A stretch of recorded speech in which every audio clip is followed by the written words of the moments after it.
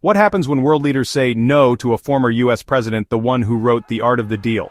Sometimes the best deal is no deal, especially in a world spinning faster than ever. Today we're diving into the geopolitical drama of the decade 10 Asian countries that boldly rejected Donald Trump's offer in 2025. These stories are about sovereignty, strategy, and skilled diplomacy nations with rich histories and complex ties to the West, all saying, thanks, but no thanks. We'll unpack the surprising reasons behind each rejection, from economic calculations to historical grievances. Let's get into it. Number 10 is Japan, a U.S. ally for decades, bound by security treaties and shared interests. When Trump came calling in 2025, Japan's response was the epitome of polite diplomacy. Arigato, but no arigato. Japan's mastery of subtlety meant no slammed doors, just a gentle, unambiguous refusal. Prime Minister Kishida's government balanced its U.S. alliance with the reality of China's presence and the need for regional stability. Their official statement was diplomatic poetry, emphasizing multilateral frameworks and a free and open Indo-Pacific on their own terms. This wasn't a snub, but a declaration of independence in foreign policy. Japan is playing the long game, strengthening its own defense and building bridges across Asia. Trump's offer was seen as a short-term gambit in a long-term chess match. Japan chose stability over spectacle, predictability over unpredictability. They smiled, bowed, and quietly showed Mr. Trump the door. Sometimes the most powerful no is whispered, not shouted. Number 9 is South Korea, where the U.S. alliance is deep and historical. Saying no to a former U.S. president is a big deal, especially with American troops near the DMZ. Every decision is filtered through the North Korea question. Trump's offer was seen as destabilizing and risky. Seoul worried about provoking Pyongyang and upsetting years of delicate diplomacy. Domestically, South Korea's vibrant politics and economic ties to China made a hard yes impossible. The government performed a balancing act, reassuring Washington while signaling independence to Beijing. Their rejection was a clear message: the alliance must be a partnership of equals, not just transactional demands. They thanked Trump for his vision but stressed the importance of the existing security framework. Even the strongest allies have their limits. Number 8 is China. No surprise here. China's rejection was swift and predictable. Trump's offer was seen as a move to contain China's rise. Beijing's vision is global leadership through the Belt and Road Initiative, not following an American script. The official response was full of Cold War mentality and respect for sovereignty. China used the moment to broadcast its multipolar worldview and reject American hegemony. The trade wars of Trump's first term left a bitter taste. They saw his approach as erratic and unreliable. China's no reinforced the deep chasm between the two superpowers. The message, China has risen and will chart its own course.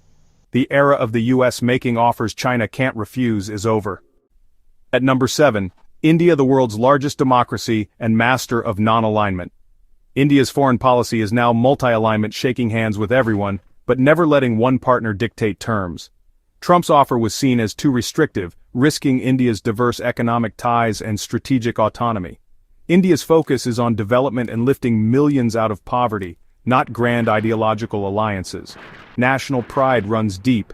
India won't subordinate its foreign policy to another nation's whims. The rejection was diplomatic, emphasizing shared values but making clear that India acts in its own interest. India will cooperate with the U.S. when it suits Indian interests, but won't be co-opted. This was a statement of independence and ambition. India's strategic autonomy remains non-negotiable, a classic example of India charting its own course. Number 6 is Vietnam, a country with a complex U.S. history and a wary eye on China. Despite growing U.S. ties, Vietnam's foreign policy is all about caution and flexibility, what they call bamboo diplomacy. The U.S. is the distant water, China is the nearby fire.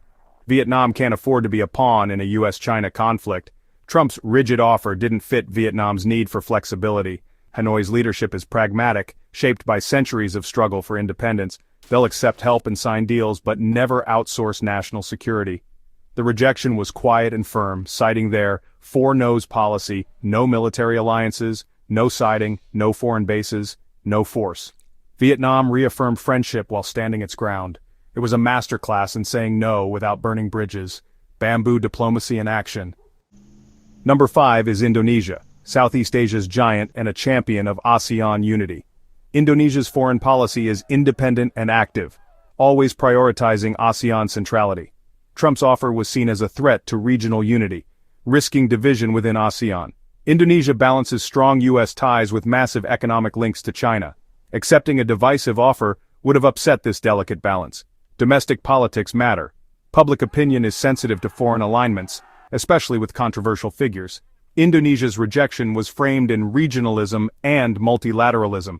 They thanked Trump but insisted on ASEAN-led solutions. It was a rejection on behalf of the region, not just Indonesia. Southeast Asia, with Indonesia at the helm, sets its own agenda. Number 4 is Malaysia, a diplomatic heavyweight rooted in multilateralism.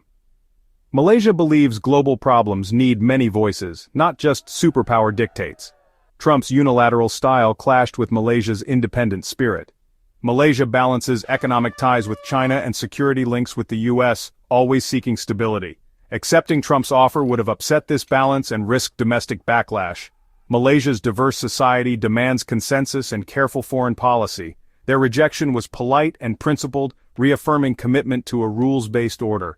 They prefer dialogue and cooperation through established forums. For Malaysia, diplomacy isn't my way or the highway. It's about keeping all lanes open, a quiet but firm no to rigid alliances. Number 3 is the Philippines, a U.S. treaty ally with a complicated past and a new balancing act.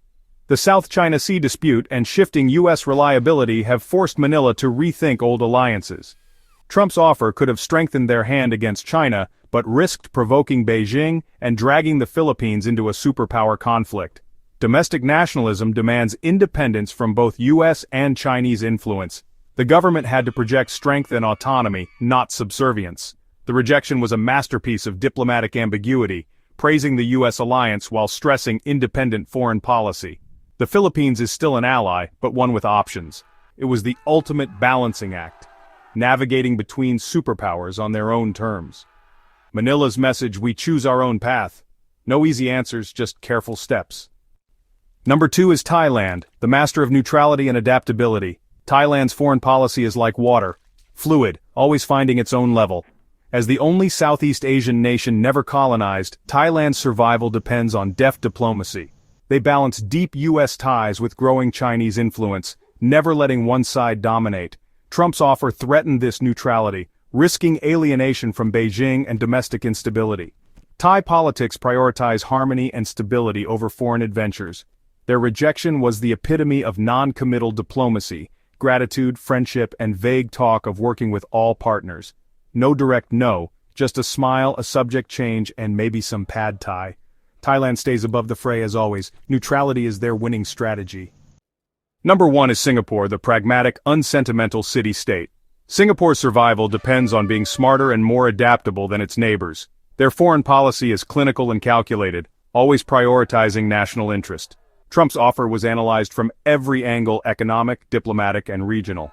The risks of accepting alienating China, undermining ASEAN unity, and losing neutrality far outweighed any benefits.